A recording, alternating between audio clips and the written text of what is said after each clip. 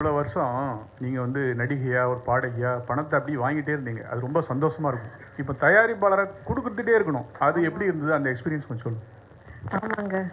அதான் நிறைய பேர் கேட்டாங்க, உனக்கு என்ன பைத்தியமா? ஏன்னா நான் என் வீட்டில் லோன் எடுத்தேன், காசு போட்டிருக்கேன் பணத்தில். ஸோ அதுக்கு நான் சொல்கிற பதில் வந்து, அந்த வீடு வாங்கின காசு படத்துலேருந்து தான் வந்தது. ஸோ அதே காசு தான் திருப்பி போடுறேன், அவ்வளோதான். இப்போ கண்டினியூஸாக படம் ப்ரொடியூஸ் பண்ணுற ஐடியா தான் இருக்கா? முதல்ல இது வெளில வரட்டுங்க, போட்ட காசு திருப்பி கையில் வரட்டுங்க, அப்புறம் இந்த கேள்வி நீங்கள் கேட்கலாம். அப்போவே ஒரு பதில் இருக்கும். பட் என்னை தாண்டி I really hope that there will be more female producers. ஏன்னா ஈவன் அன்டாகனிஸ்ட் ரோலாக இருக்கலாம், ஆனால் அவ்வளோ அழகாக இருக்குது அந்த ரோல். ஒருவேளை நான் ப்ரொடியூசராக இல்லைன்னா அந்த ரோல் எவ்வளோ கம்மி பண்ணியிருப்பாங்க, எவ்வளோ கட் பண்ணியிருப்பாங்க, எவ்வளோ மாற்றிருப்பாங்க. அதில் எனக்கு ஒரு இதுவும் இருந்திருக்காது, உரிமையும் அது இல்லை, அப்படி பண்ணக்கூடாது பண்ண முடியாதுன்னு சொல்லியிருக்க முடியலைல்ல என்னால். As a producer you have that power. And அந்த கண்டென்ட் க்யூரேஷனில் இட்ஸ் யூனோ ப்ரொடியூசரோட, ஏன்னா அவங்க தான் காசு போடுறாங்க. கதை எழுதலாம், கடைசியாக காசு போடுறவங்க தான் அது you know they see it through. So I really hope that there are more female producers, and அது மூலமாக ஸ்டோரி டெல்லிங்கே கொஞ்சம் கொஞ்சமாக should change. ட்ரெய்லரில் நிறைய இடங்களில் விஜய் சாரோட ரெஃபரன்சஸ் இருந்தது. Kavin sir and Vijay sir எடுத்த ஃபோட்டோஸ் மட்டும் இல்லாமல் அவரோட ஆரம்ப கால படத்துலேருந்து கடைசி படம் வரை நிறைய இடங்களில் பார்த்தோம் ட்ரெய்லரில். அஸ் அ ப்ரொடியூசராக உங்ககிட்ட வந்து நீங்கள் அதை அவுட் பார்த்ததுக்கப்புறமா தான் அதை ஓகே சொல்லியிருப்பீங்கல்ல. ஸோ நீங்கள் அதை பார்த்தீங்களா? உள்ள விஜய் சாரோட நிறைய ரெஃபரன்சஸ் இருந்தது. நான் எதுக்கும் ஓகே, அது நான் அந்த லெவல் ஆஃப் ப்ரொடியூசர். அதனால தான் ஒரு மென்டோர் வெற்றிமாறன்னு வச்சுருக்கோம். ஸோ இந்த க்ரியேட்டிவ் இஷ்யூஸில் தான் mostly Kavin, Vikarnan and sir. Producer வேலை சொக்கு சாரும் நானும் பார்த்துருக்கோம். நான் வந்து ஒரு சர்டன் பர்சன்டேஜ் ஆஃப் ஃபண்ட்ஸ் நான் கொடுத்துருக்கேன், ஃப்ரீயாக நடிச்சிருக்கேன். அதோட என் வேலை முடிஞ்சுது. மேம், ஆண்ட்ரியாவுடைய பர்ஃபார்மன்ஸ் வந்து எல்லாருக்கும் தெரியும். அவங்களுடைய பர்ஃபார்மன்ஸ் எப்படி இருக்கும், அவங்களுடைய கேரக்டர் சூஸிங் எப்படி இருக்கும் அப்படிங்கிறது. ஏன் உமன் சென்ட்ரிக் ஃபிலிம் இன்னும் இண்டிவிஜுவலாக நீங்கள் ஒரு லீட் ரோல் எடுத்து பண்ணுற படங்கள் அதிகமாக அதில் கவனம் செலுத்தலையோன்னு தோணுது? அதுக்கு ஏதாவது காரணம் இருக்கா? புரியல, அந்த என்ன சொல்ல வந்தீங்க? இப்போ ஒரு நயன்தாரா மாதிரியான ஒரு இண்டிவிஜுவலாக ஒரு ஹீரோவாக நீங்கள் நடிக்கிறதுக்கான படங்கள் அதிகமாக அதில் கவனம் செலுத்தலையோ? பண்ணாங்க, அது ரிலீஸ் ஆகலை. பிசாசு 2 பண்ணேன், ரிலீஸ் ஆகலை. மனுஷி ரிலீஸ் ஆகலை. அனல்மணி பண்ணிட்டு ஸ்ட்ரெயிட் ஓடிடி வந்துருச்சு. கண்டிப்பாக பெரிய வருத்தம், என் கெரியரில் பெரிய வருத்தம். அதுதான் அந்த ப்ரொடியூசர் கிட்ட தான் நீங்கள் போய் கேட்கணும். ஆனால் அந்த படம் ரிலீஸ் ஆகாத இதுக்கு தான் நான் ஒரு விதத்தில் I have become a producer. So எல்லாத்துக்கும் ஒரு காரணம் இருக்குது. சரி, நீங்களே ஹீரோயின், நீங்களே வந்து ப்ரொடியூசருங்கும் போது ஒரு பில்டப்பான சீன் வைக்கலாம், ஒரு பெரிய ஒரு ஃபாரின்லாம் இது பண்ணலாம், உங்களை சுற்றி கதை இருக்க மாதிரி வைக்கலாம். ஏன் ஒரு கொஞ்சம் நெகட்டிவ் ஷேட் மாதிரி? இது காரணம் என்ன காரணம்? ஏன்னா ப்ரொடியூசர் வந்து ப்ரொடியூசர் மாதிரி யோசிக்கிறோம், அவ்வளோதான். ப்ரொடியூசர் வந்து ஒரு ஆக்டர் மாதிரி யோசித்தா அது ஒர்க் அவுட் ஆகாது. ஸோ இந்த படம் எனக்கு கம்ஃபர்டபுளாக இருந்த மாதிரி ஒரு budget, and I fell the story has good commercial potential. நான் மட்டும் இல்லை, கதை கேட்ட எல்லாரும் அதுதான் ஃபீல் பண்ணாங்க. So that's why. ஆனாலும் சந்திரா தான் கத்திட்டு இருக்காங்க, எனக்கே புரிய மாட்டேங்குது. இப்போ கண்டினியூஸாக படம் ப்ரொடியூஸ் பண்ணுற ஐடியா தான் இருக்கா? முதல்ல இது வெளில வரட்டுங்க, போட்ட காசு திருப்பி கையில் வரட்டுங்க, அப்புறம் இந்த கேள்வி நீங்கள் கேட்கலாம். அப்போவே ஒரு பதில் இருக்கும். எனக்கு ரொம்ப பிடிச்ச விஷயம் பாடுறது. ஆக்டிங் இஸ் ஆல்சோ, எப்படி சொல்கிறது, ரெண்டுமே நிறைய வருஷமாக பண்ணி பழகி போயிடுச்சு. பிடிச்ச விஷயம் இது எப்போவுமே பாடுறது தான். அனைவருக்கும் வணக்கம். ஆஸ் வி நோ, வர ஃப்ரைடே அன்னைக்கு நம்ம மாஸ்க் ரிலீஸ் ஆகுது. அண்ட் படத்தை பற்றி சொல்லணும்னா இட்ஸ் கைண்ட் ஆஃப் லைக் இந்த ஹைஸ்ட் படம் தான். அது நான் காசு திருடிட்டு போவாங்க, அப்புறம் வந்து அந்த காசு கண்டுபிடிக்கணும், அந்த மாதிரி ஒரு கதை. ஆனால் அதுக்குள்ள நிறைய ஃபன் எலிமெண்ட்ஸ், ஒரு லவ் ஸ்டோரி, ஒரு த்ரில்லர் எலிமெண்ட், அண்ட் கடைசியாக ஒரு சின்ன கருத்து, ஒரு சொசைட்டிக்கான ஒரு கரெக்டான போய் சேர்ற மாதிரி ஒரு சின்ன மெசேஜும் இருக்கு. நான் பண்ண படத்துல இது ஒரு ஜாலி படம்னு நான் சொல்ல முடியும்.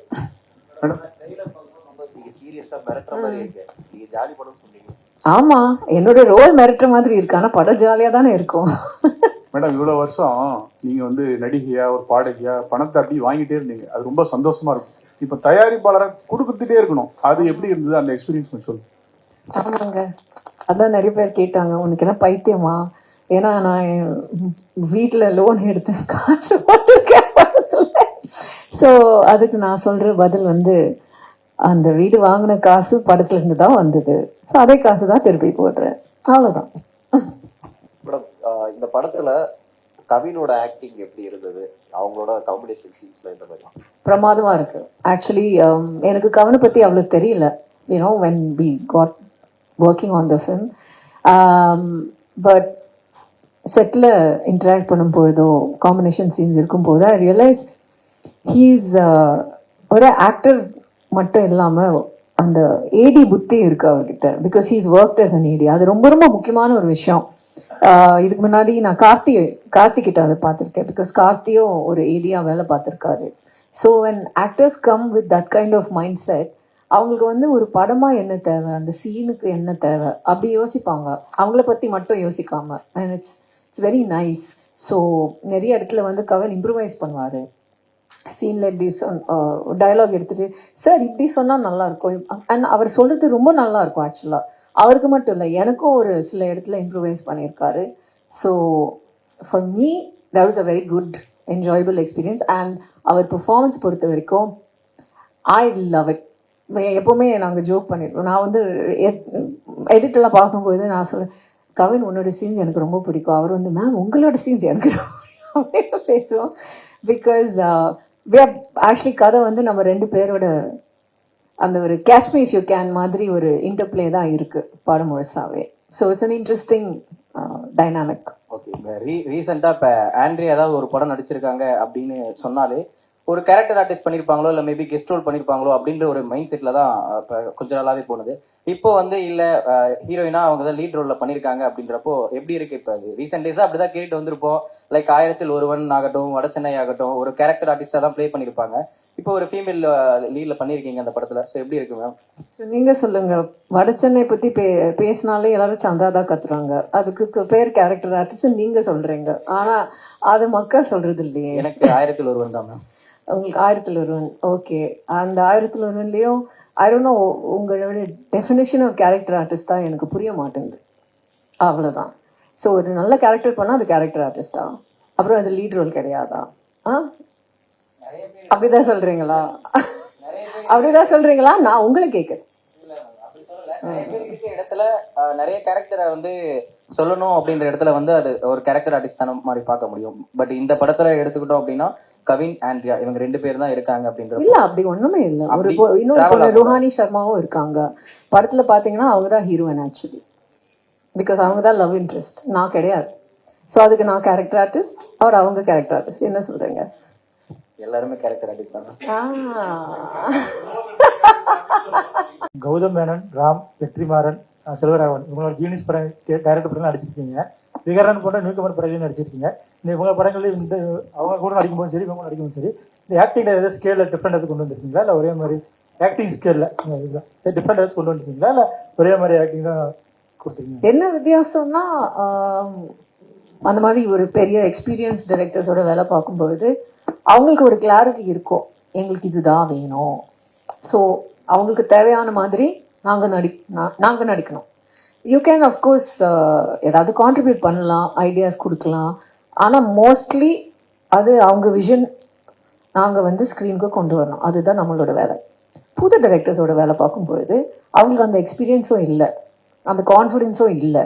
தென் your confidence and skill as an actor comes through. So அந்த டைமில் நீங்கள் எவ்வளோ கொடுக்க முடியுமோ அதை அவங்க எடுத்துப்பாங்க. That is the difference. இந்த கௌதம் மேனன், வெற்றிமாறன், ராம், கோபி நாயனார் இவங்கெல்லாம் ஒரு சீனுக்கு வந்து எவ்வளோ டேக் எடுப்பாங்க, என்னென்ன பண்ணுவாங்கன்னு எல்லாருக்கும் தெரியும். உங்களை பர்டிகுலராக அதிகமாக டேக் எடுத்து ரொம்ப டார்ச்சர் பண்ணது எந்த டைரக்டர்? 26 டேக்ஸ். எதனால எனக்கே ஞாபகம் இல்லை. ஃபோக்கஸ் போயிருக்கோம்.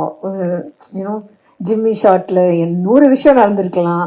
ஒரு சில டேக்ஸ்ல நானே தப்பு பண்ணியிருப்பேன், ஒரு சில டேக்ஸ்ல பேக்ரவுண்ட்ல யாராவது, ஏன்னா அவங்க ரொம்ப பர்டிகுலரா என்னோட பெர்ஃபார்மன்ஸ் மட்டும் பார்க்க மாட்டாங்க, ஷார்ட்ல இருக்கு எல்லாரும் பார்ப்பாங்க இல்லையா.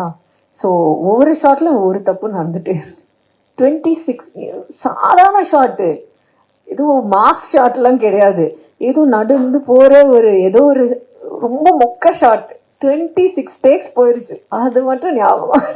இப்ப அவ்வளோ கஷ்டப்பட்டு நீங்க நடிச்ச படம் ஒன்று இருக்குல்ல மேம், அது அந்த டைம்ல ரிலீஸ் ஆன டைம்ல வந்து பெருசா பேசல அப்படின்ற ஒரு இது இருக்கும். இப்ப வந்து நான் வந்து 1001 எனக்கு பிடிக்கும், அந்த மாதிரி ஒரு படம் வந்து இது வரைக்கும் ஆண்ட்ரியா நடிச்சது இல்ல, செல்வராகவன் டைரக்ட் பண்ணதில்ல. அப்படி இந்த மாதிரியான படங்கள் அப்போ நம்ம அவுட்புட் போடுறோம்ல, ரொம்ப கஷ்டப்பட்டு நடிக்கிறோம் எடுக்கிறோம்ன்றப்ப அதுக்கு வந்து அப்போ அந்த ரெகக்னிஷன் வந்து அப்ப கிடைக்காம லேட்டா கிடைக்கிறது எந்த அளவுக்கு ஒரு வருத்தம், கேரக்டர் ஆர்டிஸ்ட் இல்ல எந்த சந்தோஷமா இருக்கும்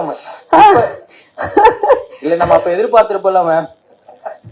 நீங்க தான் சொல்லிட்டீங்களே 1002 நான் ஒரு கேரக்டர் ஆர்டிஸ்ட், நீங்க தான் சொல்லிட்டீங்களே, அப்புறம் எதுக்கு இந்த கேள்வி? இல்ல நீங்க எதிர்பார்த்திருப்பீங்க, நீங்க ரீவாசன் கிட்டயும் கார்த்திகிட்ட தானே போய் கேட்கணும், அவங்க தானே மெயின், நான் கேரக்டர் ஆர்டிஸ்ட் தானே, என்கிட்ட வந்து கேட்டா எப்படி? ஒரு கேரக்டர் ஆர்டிஸ்டா நீங்க எதிர்பார்த்திருப்பீங்கல்ல இந்த அவுட்புட்டுக்கு நம்ம ரெஸ்பான்ஸ் இப்படி வரும்னு சொல்லிட்டு, அந்த ரெஸ்பான்ஸ் அப்ப கிடைக்காம லேட்டரா கிடைச்சது. அதான் நான் சொல்லிட்டு கேரக்டர் ஆர்டிஸ்டுக்கு அந்த மாதிரி ரியாக்ஷன்ஸ் யாரும் கொடுக்க மாட்டாங்க, ஃபீலும் பண்ண மாட்டாங்க.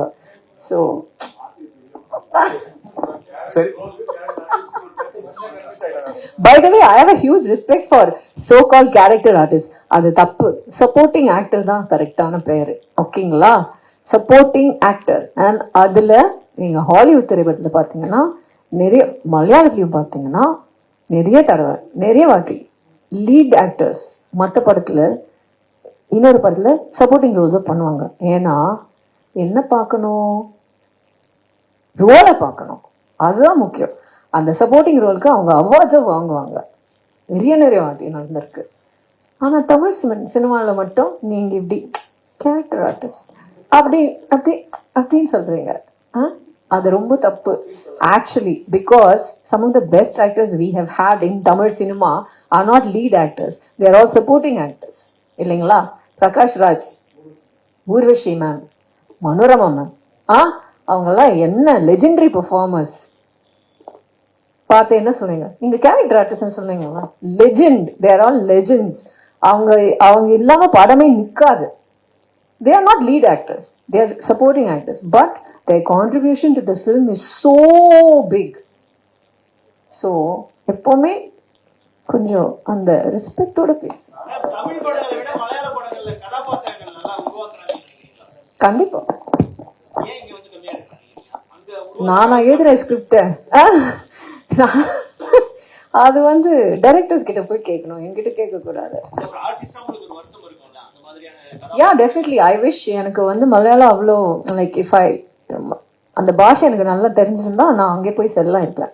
Because they write very beautiful roles. And அங்கே வந்து இந்த இது இல்லை, ஒரு படத்தில் சோ மெனி மேல் ஆக்டர்ஸ் அவங்க வந்து இந்த படத்துல லீடா இருப்பாங்க, இந்த படத்துல சப்போர்ட்டிங்கா இருப்பாங்க, அதெல்லாம் கண்டுக்கிறதே இல்லை அவங்க. ஆனா அவங்க படம் பாருங்க 4 crore பட்ஜெட் வந்து 100 கோடி கலெக்ட் பண்ணும். அது எந்த இண்டஸ்ட்ரியில நடக்குது சொல்லுங்க? So that means the content speaks for it self.